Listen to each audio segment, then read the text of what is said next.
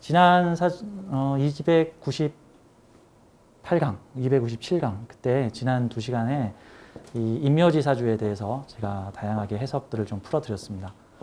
12개의 사주를 샘플로 준비를 했는데 지난 시간까지 9개 풀고 3개가 남았어. 그냥 얼렁뚱땅 훅 지나갔는데도 시간이 너무너무 잘 가요.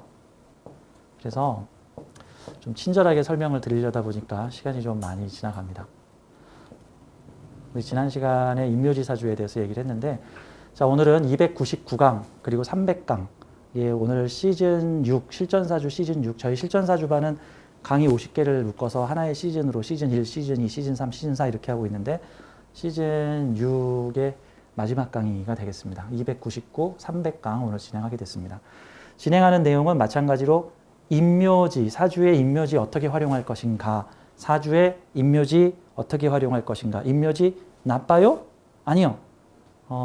우주에는 음양법칙이라는 게 있다. 양이 있으면 음이 있고 음이 있으면 양이 있다. 동전에 앞면이 있으면 반드시 뒷면이 있고 빛이 있으면 반드시 그림자가 있다. 장점이 있으면 반드시 단점이 있고 단점이 있으면 반드시 장점이 있다. 무조건 좋은 거, 무조건 나쁜 거 그런 거 없다. 장점을 활용했을 뿐, 단점을 활용했을 뿐 같은 개념인 거예요. 우리는 사주 명리학을 배우면서 사주에 좀 호불호가 갈리는 에너지들, 한쪽으로 좀 많이 치우친 에너지들, 이런 애들은 극단적인 장점 또는 극단적인 단점으로 활용될 수 있으니 이런 사주들을 어떻게 활용할 것인가. 우리가 경사진길을 만약에 자전거를 타고 경사길을 올라가면 꼭대기까지 올라가면 헉헉대서 어휴 힘들어 하지만 또 그동안 이제 내리막길을 만나서 한참 동안은 그냥 꽁으로 달릴 수가 있단 말이죠. 자, 임묘지라는 것은 천간이든 지지든 보통은 천간에서 많이 작동을 해요. 임묘지라는 것은 어떤 진술충미, 지지의 진술충미, 임묘, 입고지는 무언가 에너지를 모아서 저장해 놓는 곳이다. 댐을 쌓아서 물을 저장해 놓으면 그 물이 저장되는 기간 동안에는 하류로 물이 잘 안 흘러서 야, 그 크던 강물이 왜 이거밖에 안 흐르냐라고 할 수는 있으나 그 물이 이제 어느 정도 쌓이고 나면은 그 댐을 조절할 수 있으면 필요할 때 물을 왕창 빼서 쓰고 필요하지 않을 때는 물을 저장해 놓고 자, 이런 것들은 에너지 저장 장치다. 그러면 내 사주에 지지에 진술충미가 있다거나 대운에서 진술충미가 들어올 때 에너지 저장 장치가 나한테 있구나가 되는 거예요. 제가 이제 댐에 대해서 많이 비유를 하는데 그 전기 같은 것도 있어요. 그 전문 용어가 있는데 기억이 안 나는데 정전이 발생했을 때 그동안 저장해 놓았던 전기 저장 장치를 작동시켜서 막 비상동력을 발동시키는 거. 그게 무슨 정식 이름이 있는데 기억이 안 나요. 그래서 뭐 병원 응급실이나 무슨 아주 중요한 전산실 같은 곳은 중앙에서 한국전력에서 들어오는 전기에 문제가 생겨서 정전 사태가 불가피하게 일어날 경우 대형 사고가 일어날 수 있는 뭐 저장 장치, 뭐 데이터 센터, 뭐 의료기관 이런 데에서는 한 20분이나 30분을 버틸 수 있는 전기를 모아놓는 장치가 있는데 그것에 전기를 일종의 보조 배터리죠. 모아놨다가 그거를 쓸 수 있게 비상전력으로 쓸 수 있게끔 해놓는데 예전에는 가격이 엄청나게 비싸다고 하더라고요. 돈 있는 건물이나 그런 거 갖다 놓을 수 있었다 이런 식이었죠. 자, 내 사주에 에너지 저장 장치가 있다. 그래서 저는 사주명리학을 5행이라고 표현하는데 정확히 지지는 5행이 아니라 4행이다. 어떻게? 봄, 여름, 가을, 겨울 또는 목, 화, 금, 수 그리고 이것을 저장하고 중간에 연결 서포트해주는 중간장치 토. 그래서 5행이라고 보기보다는 저는 사실 명리학을 5행이라고 보기보단 4행 플러스 토, 4행 플러스 토, 목화 금수 플러스 토라고 하는 이 신묘한 에너지. 지지의 진술충미는 특이하게도 봄의 토, 여름의 토, 가을의 토, 겨울의 토, 수의 토, 목의 토, 화의 토 이런 식으로 진술충미라고 하는 각자 파견되어 있는 부분들이 있는 거야. 이걸 뭐 비유를 하자면 뭐 무슨 비유를 할까? 마치 우리나라 군대가 육군, 해군, 공군 이렇게 3개군으로 만들어져 있어. 육군, 해군, 공군. 그런데 의무대는 어떻게 할까? 의무대. 공군 의무대, 해군 의무대, 육군 의무대. 그리고 통합 의무대는 본부에 설치돼 있어. 육해공 통합 뭐 그런 식이죠. 그러면 의무 군대는 별도로 없어. 뭐 공병대 같은 육군 공병대, 공군 공병대, 뭐 해군 기술 공병대 뭐 이런 식으로 나눠져 있어. 뭐 이런 형태로. 그러니까 토라고 하는 지지에서 독립적인 토의 세력을 만든 게 아니라 여름에 파견 나간 토, 가을에 파견 나간 토, 겨울에 파견 나간 토, 뭐 봄에 파견 나간 토. 근데 토가 주로 하는 일은 무언가를 저장, 보관. 현실에 우리 현실 토도 마찬가지죠. 옛날에 김치를 담가서 땅에다가 묻었죠. 지금은 은행이라는 게 생겼지만 옛날에는 마늘밭에다 금덩이를 묻으셨죠. 그래서 마늘밭의 전설, 마늘밭을 팠더니 50억이 나오더라. 뭐 이런 거 등등. 암흑의 자린고비가 땅을 파서 무엇을 묻어놨더라. 뭐 이런 것들. 그래서 무언가를 숨기고 감추고 묻어놓는데 특효약이 뭐냐 하면은 두 개가 있는데 수하고 토가 있어요. 수라는 개념은 비밀로 감추다라는 개념이고 그래서 수가 많으면 비밀이 많다. 뭐 이런 식인 거죠. 수로 덮어서 비밀로 감춰버리는 방법이 있고 토로 묻어버리는, 땅에 묻어버리는 거죠. 땅으로, 흙으로 덮어버리다 같은 거예요. 아무튼 이 진술충미라고 하는 4개의 토는 에너지 저장 장치다, 보조 배터리다. 무엇을 저장하느냐? 진토는 수에너지를, 양간의 수에너지를, 그 다음에 술토는 화에너지를, 미토는 목에너지를, 축토는 금에너지를 저장한다. 그러면 이제부터 이제 오늘 강의가 제목이 이겁니다. 인묘되는 천간 기운을 다시 살리고 활용하는 사주. 인묘된 에너지, 즉 저장된 에너지, 창고에 들어간 에너지를 어떻게 하면 다시 쓸 수 있을까요? 마치 봉인된 에너지 어떻게 하면 봉인 해제할까요? 저금통 속에 모조리 들어가 있는 저 동전과 지폐 언제 빼서 쓸 수 있을까요? 의 경우의 사례들을 2시간 동안 같이 공부해 보도록 하겠습니다. 자, 진술충미 올바로 사용하기. 자, 공포에 휘둘려서 나쁘다 하지 말기. 그래서 제가 요 친절하게 2페이지에다가 경우의 사례들을 열심히 좀 만들어 가지고 왔어요. 2페이지에 걸쳐서. 자, 그래서 우선 이 이론 강의를 좀 하고 사주를 같이 보도록 할게요. 자, 진술충미에 인묘되거나 입고, 뭐 인묘나 입고나 비슷한 표현입니다. 인묘, 입고된 기운, 에너지를 꺼내 쓰는 경우 어떻게 꺼낼 수 있나? 진술충미에 저장된 에너지 어떻게 쓰나? 저는 그 진술충미를 보면은 꼭 낚시할 때 바닷가에서 통발 던진 것 같은 느낌이 들어. 통발. 통발 아시죠? 통발에다가 그 미끼를 넣고 바다에다가 통발을 휘딱 던져놓고 한 2, 3일 후에 다시 찾으러 가면 통발 속에 뭐가 이것저것 많이 들어있어. 꼭 낚시처럼 다이렉트로 바로바로 물고기를 잡는 게 아니라 거기다 미끼를 던져놓고 있으면 서서히 그 안으로 뭔가가 들어가. 뭔가 수집하는 게 들어가. 나중에 통발을 건져내서 통발을 깨든가 비틀든가 하면은 그것들이 다음 쓸 수 있는 에너지로 바뀐다. 자, 진술충미라는 통발 속에 들어간 에너지 어떻게 꺼냈으나 그거에 대한 탐구입니다.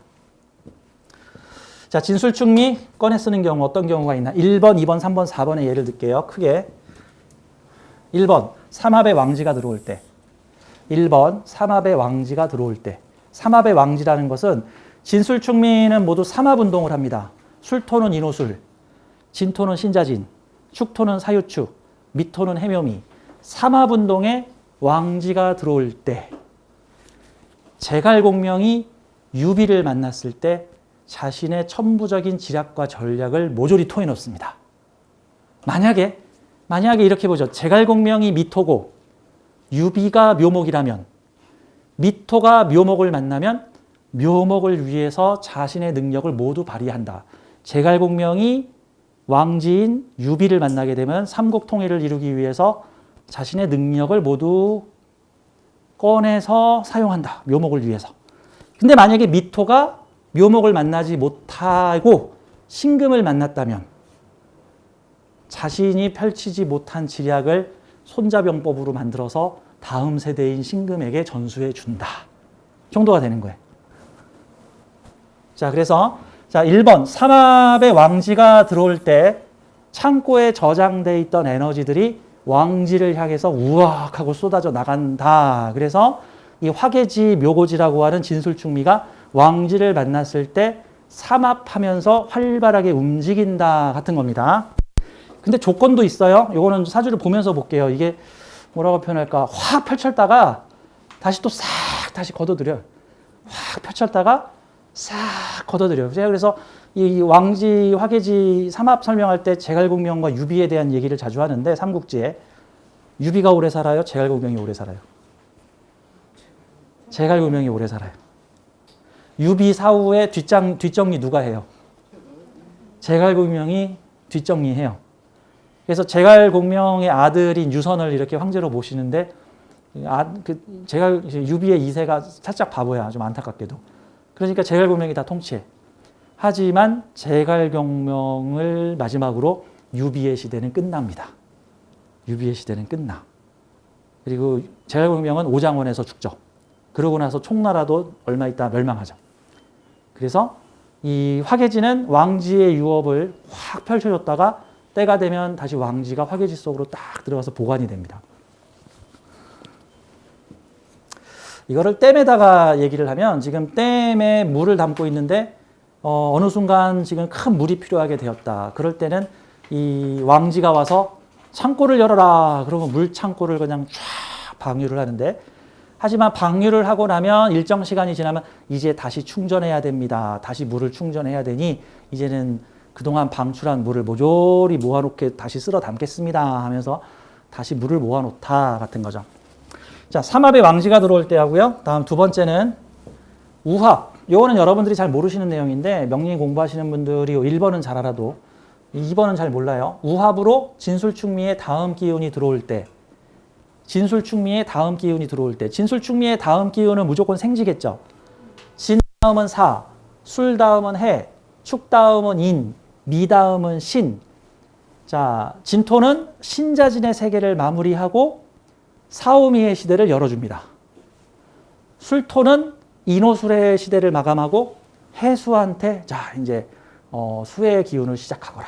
축토는 사유축을 마감하고 목의 시대인 임목을 밀어줍니다. 미토는 해묘미의 시대, 목의 시대를 마감하고 이 신금한테 자 신자진을 열거라 하고 신금한테 새로운 시대를 유업을 물려줍니다. 어느 나라의 왕이 죽으면서 이제는 왕조 시대는 끝났구나. 공화정의 시대를 열거라. 새롭게 총선을 통해 선출된 새로운 민주정권에게 우리의 왕정을 모두 넘기겠노라. 그동안 쌓아온 우리 왕정의 역사와 노하우와 그동안 캔 우리 왕실의 자금을 모두 새로운 공화국, 새로운 정부에게 넘기겠노라. 이런 것도 과도기. 그래서 이 진술충미는 과도기다. 진술충미가 다음 기운을 만나면 다음 기운한테 유업을 넘기는 것이다. 그러면 내 사주에 진토가 있다면 진토라는 기운은 신자진을 마무리하고 사화라는 에너지를 만나면 사화한테 신자진, 인묘진의 유업을 신자진, 인묘진의 모든 노하우, 축적된 에너지를 사화한테 밀어주다. 다음 기운인 사화한테 밀어주다. 같은 개념이에요. 근데 그 밀어주는 관계가 진토가 사화를 만나면은 원래는 사화가 진토를 생하는 관계인데 생받는 진토가 사화한테 생을 받으면서 밀어주는 관계가 되죠. 그리고 어떤 느낌입니까? 어느 집 갔는데 그 집에서 나한테 밥을 차려주고 나를 극진히 모셔. 옥새를 물려줄게. 뭐 이런 느낌 같은 거죠. 술해 같은 경우는 술토가 해수를 극하면서 내 말 잘 들으니 내가 너한테 옥새를 넘겨줄게. 같은 형국이 되겠죠. 축토가 인목을 만난다는 거는 나를 극하는 인목이라는 에너지한테 사유축의 유업을, 해자축의 유업을 넘겨줄게. 같은 형태가 되는 거고요. 생극은 전부 차이가 있습니다만 다음 기운에게 물려주다. 원래 지지는요. 지지는 다음 기운이 다음 기운을 밀어줘요. 인목이 묘목 밀어주고 묘목이 진토 밀어주고 진토가 사화 밀어주고 사화가 오화 밀어주고 오화가 미토 밀어주는 관계로 이것도 일종의 생관계랑은 좀 비슷한 흐름이라고 볼 수가 있습니다. 그래서 생지는 누가 생해주지? 인신사해라는 생지는 누가 생해주지? 직전 단계의 화개지가 밀어줍니다. 직전 단계의 화개지가. 이게 우합으로 진술충미의 다음 기운이 들어올 때 여기에 대한 사례들 좀 이따 저랑 같이 쭉 풀어보도록 하고요. 세 번째, 인묘지의 다음 칸에서 천간으로 지장간을 뺏었을 때 이게 조금 더 설명을 하자면 이게 세 번째, 인묘지의 다음 칸, 인묘지의 다음 칸에서 천간으로 지장간을 빼서 쓰거나 또는 지지에서 본기가 튀어나올 때도 이게 해당이 돼요. 요거에 대한 사례들이 좀 많아서 거의 한 8개 정도의 사례들을 쭉 뽑아가지고 말씀을 드릴 거고요. 네 번째는 제가 그냥 칸을 아끼려고 여기다가 썼는데, 네 번째, 충출 또는 형출. 충출은 충돌을 통해서 지장간 기운을 뺄 때, 형출은 형으로 조절 비틀어서 빼서 쓸 때, 적금을 그동안 붓고 있느라 한 달에 30만 원이나 되는 이것저것 적금을 해가지고 한 30에서 50만 원의 적금을 계속 붓고 있었어. 그러다 보니까 내 생활비가 딸려. 그러다가 어떤 상황에 대해서 위기의 상황이 닥쳐갖고 한 5년 정도 부었는데, 아이고, 긴급 자금이 필요한데 돈 나올 데가 없구나. 적금을 깨자. 그거 좋아서 깨는 거예요? 보통은 불가피하게 깨져. 그래서 보통 충의 에너지는 불가피하게 어쩔 수 없이 내가 그러려고 그런 것이 아닌데 어쩌다 보니 시대가 그렇게 돼서 어쩔 수 없어서 그런 게 보통은 충출이죠. 그러면 적금을 깨서 이자 빼고 한 30% 50% 건졌어요. 보통은 원금 가장 많이 깨먹는 게 뭐더라? 그 죽으면 받는 보험 있죠? 죽으면 받는 평생보험. 평생보험, 종신보험. 제가 옛날에 종신보험을 들었다가 불가피한 사정으로 몇 년 있다가 해제를 했더니 주는 돈이 없더군요, 거의. 아니, 내가 몇 년 동안을 이 비싼 종신보험을 들었는데, 이거 보험하시는 분들이 기분 나쁠 수도 있는데, 못 빼고 하니까 요만큼 주더라고요. 그게 뭐야? 그래서 충출이 그거야. 적금 깨서 그 안에 있는 금액 빼오다. 그런데 소실되는 돈이 많다. 그게 충출은. 그래서 가끔 충출에 대해서 물어보시는 초보자분들이 많은데 이 충출은 진짜 난이도가 높은 거예요. 그래서 문제는 이 규칙대로 안 움직여. 그러니까 여러분들 적금 깨면은 나 정확히 얼마 받을지 알아요? 컴퓨터 계산해 봐야 돼. 정확히 계산해 봐야 돼. 온갖 규칙 다 적용해 봐야 돼. 그때 달라요야. 그래서 이 충출은 제가 확률로 뭐라고 하냐면 2대의 자동차가 전면 충돌하여 교통사고가 났다. 2대의 자동차가 탕 하고 부딪히니까 그 안에 있는 내용물이 바깥으로 팡 튀어. 잔인해라.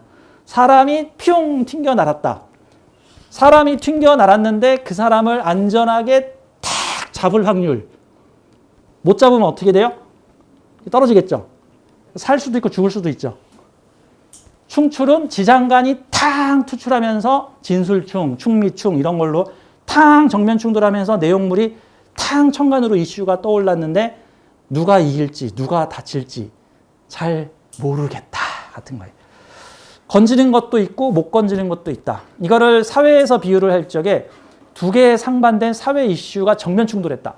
가령 여성의 인권, 페미니즘, 그 다음에 불공평하다, 남자 차별받는다, 역차별 중단하라, 여성부 폐지하라 하는 남성 마초니즘과 여성 페미니즘이 만약에 광화문 광장에서 둘 다 핫 이슈가 돼서 탕 하고 충돌했어. 얼마 전에 한 1년 전인가 그런 사건이 있었죠. 저기 뭐죠?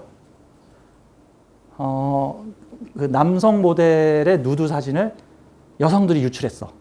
보통의 경우는 남성들이 여성의 화장실 사진이나 여성의 비밀스러운 사진을 유출해서 보통 남자들이 쇠고랑을 차근차근 차는데, 근데 아주 예외적인 사건이 일어났는데 그 누드 남성 모델이 이렇게 이제 아마 미술 수업 같은 데서 남성 누드 모델이 왔는데 아마 그 남성의 누드 사진을 찍어가지고 유출했나 봐요. 이제 반대 사건이죠.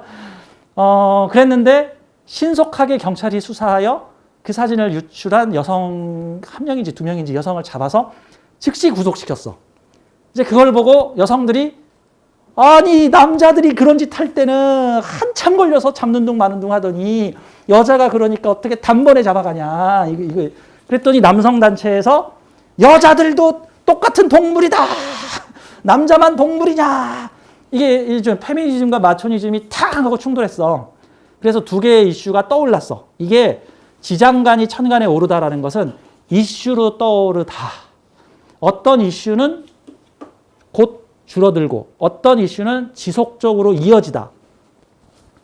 한 20년 전에 한참 주한미군 관련된 사건이 많이 일어났던 시기가 1990년대 후반, 2000년대 초반. 그때 효순이 미선이 사건이라는 게 있었는데 미군의 장갑차가 저 북쪽 지역 파주 인근 지역에서 장갑차가 훈련을 하다가 그만 여중생 2명이 장갑차에 깔려서 사망을 하는 안타까운 사건이 있었습니다. 안타까운. 이게 일종의 충출이나 형출 등을 통해서 이슈가 청간으로 뛰어오르다. 그런데 당시로서는 그냥 얼른 가라앉았으면 좋겠다 했는데 이게 이슈가 안 가라앉는 경우가 있어.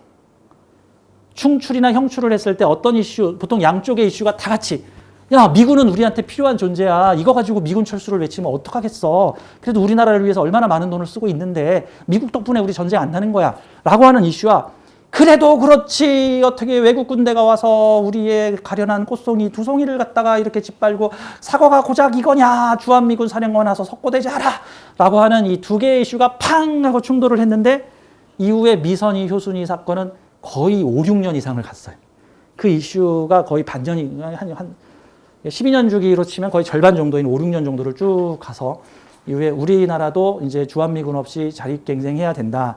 이것도 일종의 이슈와 같은 거죠. 그래서 이 지지의 충출 또는 형출, 충출은 충미충, 진술충 이런 것을 충출이라 그러고 또는 형출, 축술형, 뭐 술미형 이런 거를 형출이라 그래요. 충출, 적금을 깨다. 형출, 적금을 담보로 일부를 대출하다. 절충하는 거죠. 깨지 않고 어떻게 좀 돈을 뺏쓰는 방법이. 그럼 얼마를 빌려드릴게요. 근데 이자가 좀 세요. 뭐 이런 거 같은 거. 충출과 형출은 청간으로 올라갔을 때 그 결과를 가늠하기가 쉽지가 않다. 초보자들이 다룰 사항이 아니다. 그래서 많은 명리 선생님들도 보통 충출과 형출은 패스. 이거는 정밀 분석이 필요함. 한눈에 봐가지고 알 수 없음. 이거 가지고 나는 단번에 알 수 있다. 그럼 그놈이 사기꾼임. 보통 이렇게 얘기를 합니다. 근데 재밌는 것은 명리 꼭 한두 달 배우신 분들이 충출과 형출을 가르쳐주세요. 명리 한두 달 배우신 분. 이게 뭐야? 지금 수학 공부한 지 2달 된 초등상이 미분적분 가르쳐주세요. 미분적분을 통해서 아인슈타인의 상대성 원리를. 진정해. 그게 딱 무슨 느낌이야? 공자님한테 죽음의 세계에 대해서 귀신에 대해서 알려주십시오. 그랬더니 공자님이 이렇게 제사나 잘 지내. 제사나 잘. 산 사람은 사는 것에나 관심을 가져. 무슨 귀신에 관심을 가지려고 그래. 살아있는 사람도 모르면서. 공자님이 그런 얘기를 했단 말이죠.